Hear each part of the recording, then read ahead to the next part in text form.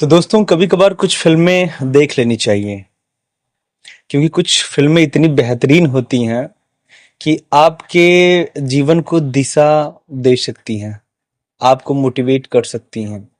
इसलिए कुछ चुनिंदा फिल्में हैं जिनके बारे में जब मैं कभी भी देखता हूं तो मुझे उत्साह पैदा होता है अंदर से। ठीक, तो मैं रिकमेंड करूंगा द गोट लाइफ करके।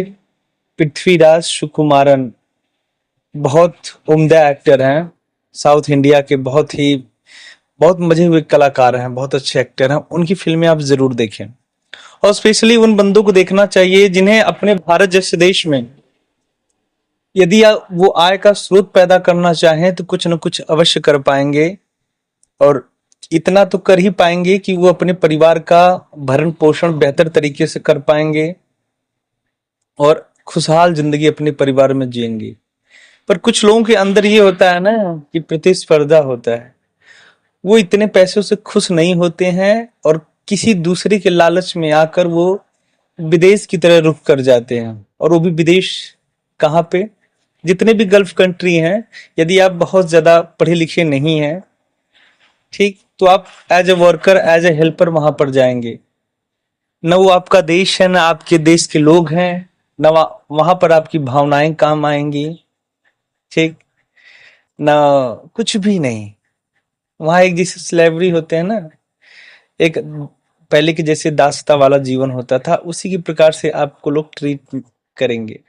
तो फिल्म बहुत बेहतरीन दिखाया गया कि किस प्रकार से एक थोड़ा सा मिस अंडरस्टैंडिंग की वजह से पृथ्वी सुकुमारन का पूरी तरह से जीवन बदल जाता है।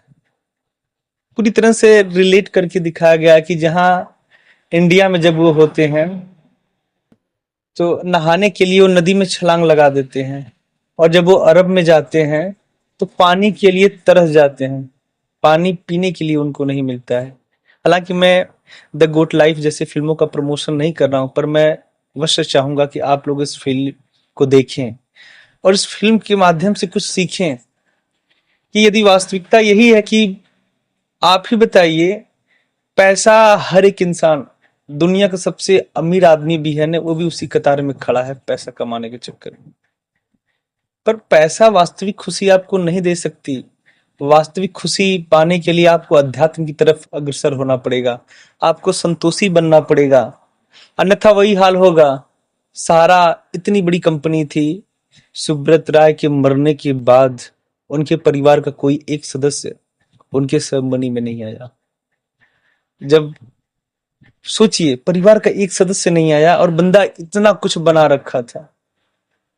एक दो नहीं है, ऐसे हजारों उदाहरण मैं दे सकता हूं कि आप इतना ही पैसा कमाइए जिससे आपके परिवार का जीवन निर्वहन हो सके। भाई, हॉस्पिटलाइज अगर आपके परिवार का कोई सदस्य है तो वहां पे आप स्टैंड कर सकें, बच्चों की शिक्षा दीक्षा करा पाएं, और शान से और ठाठ से रहिए।